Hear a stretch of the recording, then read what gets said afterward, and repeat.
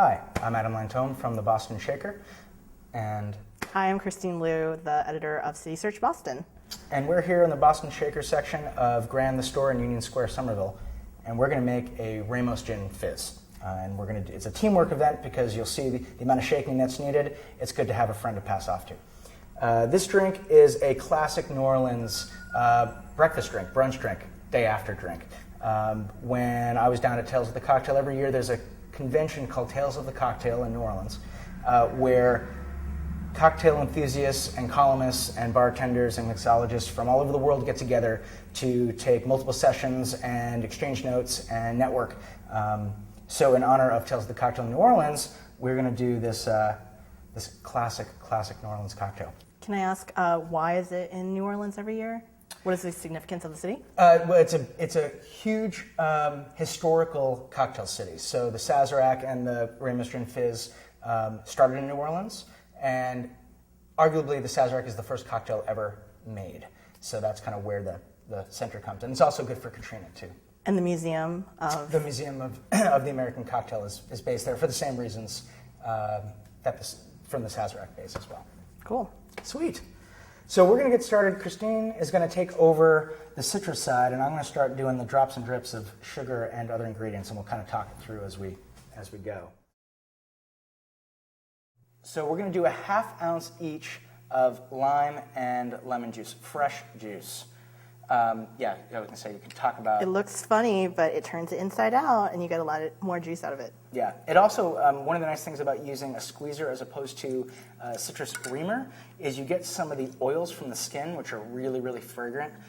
So you'll see a lot of bars, even if they're doing bulk juicing, they'll use the press style as opposed to the kind that you kind of put over and ream out the center. Because you do want some of those oils. While she's doing the ½ ounce of lemon, I'm going to add a little sugar. This is special bar sugar, superfine sugar, which helps it dissolve better in cold liquids.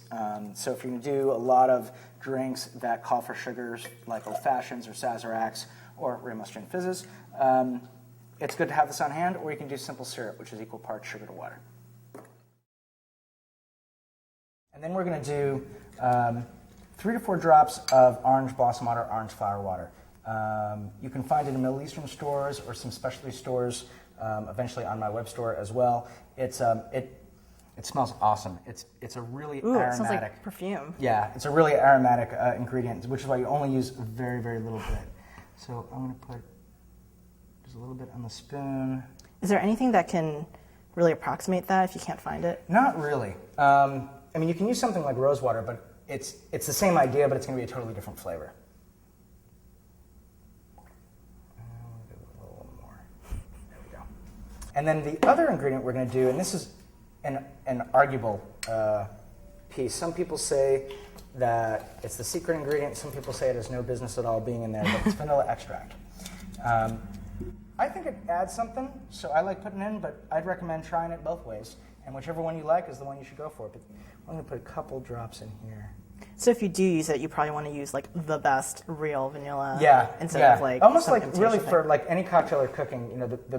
The better your ingredients, the better the end product's going to be. The stuff that you find on kind of some grocery store shelves that are really almost all chemical, I would actually just not put it in. But if you have really good extract or access to it, then it's worth it. I'm going to put a couple drops. So if you had an eyedropper, could you also use that to be more precise? That would be awesome. Yeah, if I had an eyedropper, that's exactly what I would use. And then we're going to add our gin. We're using Ethereal Gin from Berkshire Mountain Distillers. It's a local distillery in Massachusetts. And we're going to do 2 ounces of it. It is a really fragrant Fortune Botanical gin. So this is an awesome tasting gin, but also you'll find out near the end that actually you'll almost be surprised that there's gin in this drink. Yeah, with all the other ingredients, gin's there for a little kick, but it's definitely not like if you're afraid of gin, if gin is not your thing, a Ramos Gin Fizz is definitely still on your list to try because it's not going to blow you away with kind of juniper or hot gin taste. It's very sneaky. Yeah. Now we are doing, I'll let you do the half and half. You're going to need this. How much?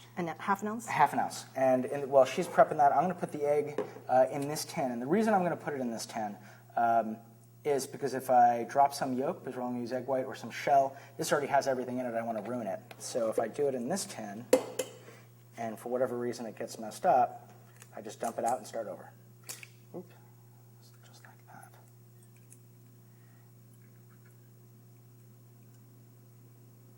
Make sure we keep that eggshell out of there. And then you can use the yolk for custards later or Absolutely. some other Yeah. Let's see, we're gonna put that eggy purpose. down in there. Go for it. And so also I'm guessing it's pretty good to have the cream, the dairy, away from the acid until the very, shaking end. Yeah, because once we combine them, now there's enough, the egg protein is going to offset that a little bit. That's also a great point, is to keep them separate, and that way you don't curdle. Same thing if you're using the same measuring tool. If you measure the dairy first and then you put the citrus in after it, it's going to curdle right in your measuring tool. So we're going to combine these, and we're going to do what's called a dry shake. No ice, or it's also known as shake and a fix. And the reason is, when you add the ice, you end up, it's harder to combine the ingredients when they're cold. So since these are now all room temp, it's going to let them incorporate really nicely.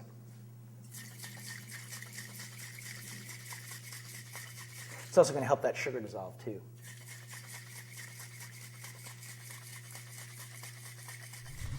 It's like a soft purr. Yeah, it's actually a really great sound. I love egg drinks, so maybe that's the association. So let that drip off there a little bit. So just enough to get it kind of mixed up. And You want it really incorporated, and you can see, now it's all kind of uniform in there. All the egg whites kind of mixed in. It smells great. So now we're going to do. All right, so why don't you basically fill this almost to the top? All right. You push that in the end. There you go. And we're using big cubes here. Actually, I'll take one while Christine does that. The reason we like big cubes is we're going to kind of push them through the ingredients. It's going to end up almost acting like a mixing agent, incorporating things back and forth. That's perfect. Okay. Yeah. So the bigger the cubes are going to help. If you have regular ice cubes at home, those are great. Kind of grocery store bought kind of small ice, not so much. So now comes the shaking. They say you're supposed to shake this for up to 12 minutes, which we're not going to do. Let's see how long we last. Yeah, so kind of what we're going to do is we're going to shake it as long as we can and then pass back and forth a couple times. A minute is necessary. 2 minutes is better. I try going for at least 2 minutes. And you'll see the difference when we pour it out. It's just going to be really wonderfully frothy. So I'll get it started and then I'll pass off to Christine.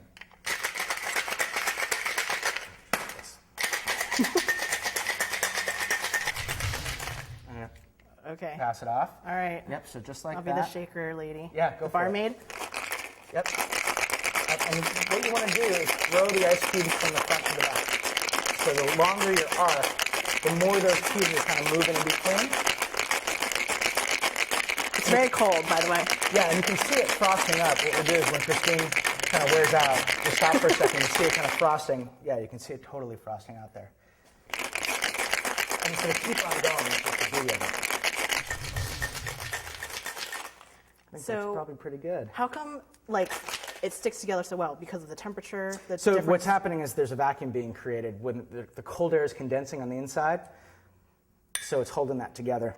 And there's just a little bit of friction in there too. So let's see how we did here.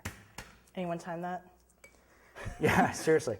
I've actually done it with a timer just to make sure I got it, but I think we did. Between the two of us, I think we're okay. You can see how wonderfully frothy that is on the inside. Pour that out. Beautiful.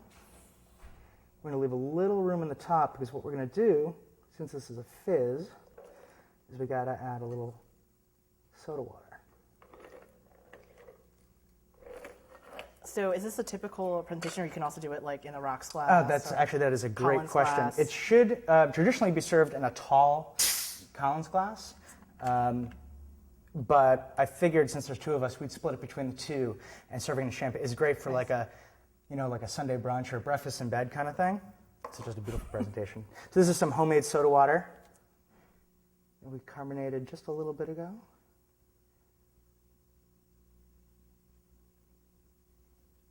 There you go. And That's that pretty amazing. is a Ramos Gin Fizz.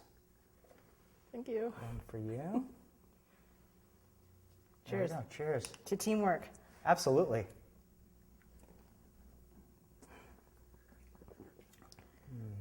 That's really fizzy.